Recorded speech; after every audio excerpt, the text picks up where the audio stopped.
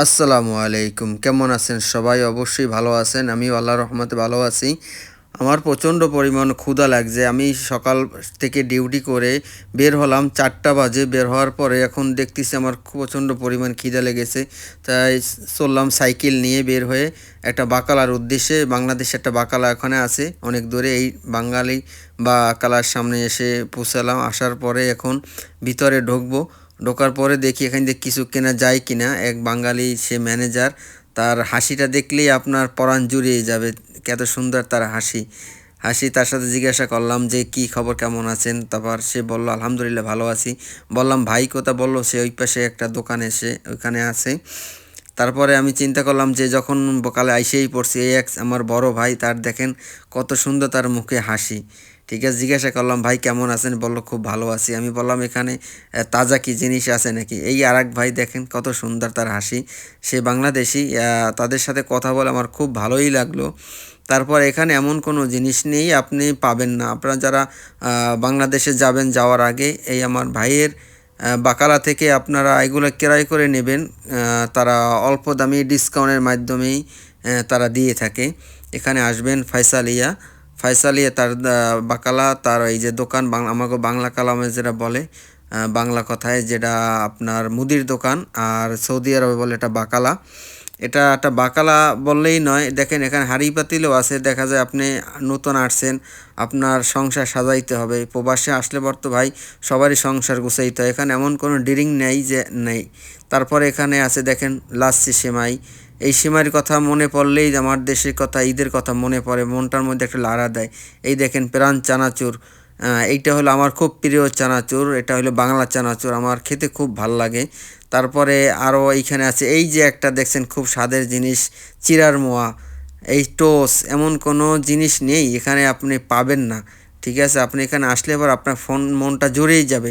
তারপরে এই একটা দেখবেন একটা মেশিন আছে, এই এখানে এই মেশিনটা যখন টাকা দেয়, রিয়াল দেয়, রিয়াল দেওয়ার সাথে সাথে এটা অটো চালু হয়ে যায়। ওখান থেকে আপনার ইগুলো পড়ে, চকলেটগুলো। এই সে সৌদির একটা বাচ্চা, সে মার্কেট করতে আসছে। দেখেন কত সুন্দর কিউট বাচ্চাটা। তারপর এখানে বনরুটি আছে, এমন কোনো রুটি, বিস্কিট, বাংলাদেশি পপকর্ন তামাত আছে। পপকর্ন তামাত আছে, কী দরকার আপনার? এখানে আপনার আমাদের বাংলাদেশি পেপসি, কোকাকোলা, তারপর এই যে দেখতেছেন এগুলো আছে যে সম্পূর্ণ প্রবাসীদের খাবার, কারণ তারা সারাক্ষণ কষ্ট করে। মুচি মুচি আছে, তারপরে আপনার সেভেন আপ, তারপর আছে এখানে চাউল। দেখেন না বাংলাদেশি যে আমাদের রাঁধুনি মশলা, এখানেও রাঁধুনি মশলা, এখানে যে বাসমতি চাল, ঠিক আছে, এগুলো পাওয়া যায়। যারা এগুলো খুব পছন্দ করেন, যারা এই ছাড়া চলেই না, তারা এখানে এসে ক্রয় করতে পারেন কারণ স্বল্প মূল্যে। তারপরে দেখা যায় আমাদের বাংলাদেশি মশলা।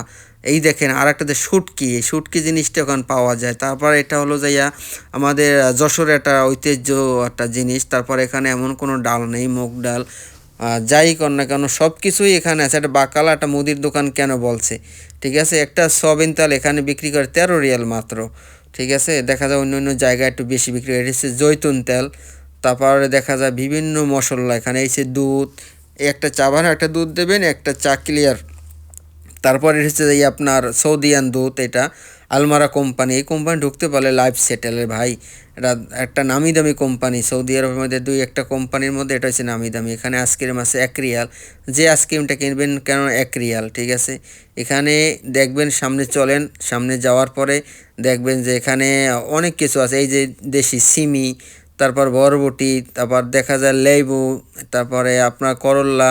এমন কোনো জিনিস নেই, সবজি আমাদের বাংলাদেশে যা না পাওয়া যায় এই সৌদি আরবে তা পাওয়া যায়। টাকা থাকলে আপনি এগুলো ক্রয় করে খেতে পারবেন। এখানে কাজু বাদাম আছে, বিভিন্ন রকমের বাদাম। আপনারা যারা এখান থেকে দেশে যায় তারা এখান থেকে ক্রয় করে। তারপর দেখা যায় কলা, তারপর পেঁপে। দেখেন বাংলাদেশে পেঁপে খুঁজে পাওয়া যায় না, পাকা পেঁপে, অথচ এখানে পাকা পেঁপের অভাব নেই। এখানে বরফ রাখছে, সৌদিরা প্রচুর পরিমাণে বরফ তারা খেয়ে থাকে। তারপরে গেলাম মাছের ফ্রিজের ভিতরে। এখানে দেখেন বিভিন্ন দেশের মাছ আছে, আমাদের দেশের পোয়া মাছ, রুই মাছ, বোয়াল মাছ, কাতল মাছ, এমন কোন মাছ। এই দেখেন বিশাল বিশাল রুই মাছ। একটা রুই মাছ ওজন হবে 10 কেজি, 12 কেজি, 5 কেজি, 7 কেজি এরকম। যাদের যৌথ ফ্যামিলি তারা এখান থেকে বাজার করে।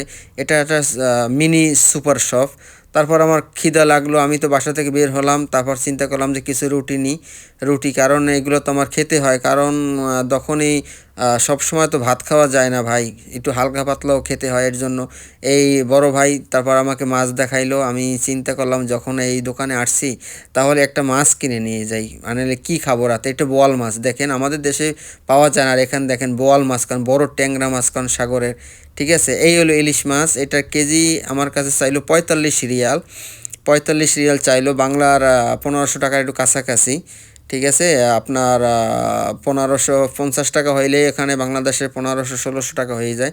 তাই বললো 45 টাকা কেজি। আমি চিন্তা করলাম তাহলে আমি একটা মাছ নিই, কারণ আমার ইলিশ মাছ খুব আমার পছন্দীয় মাছ।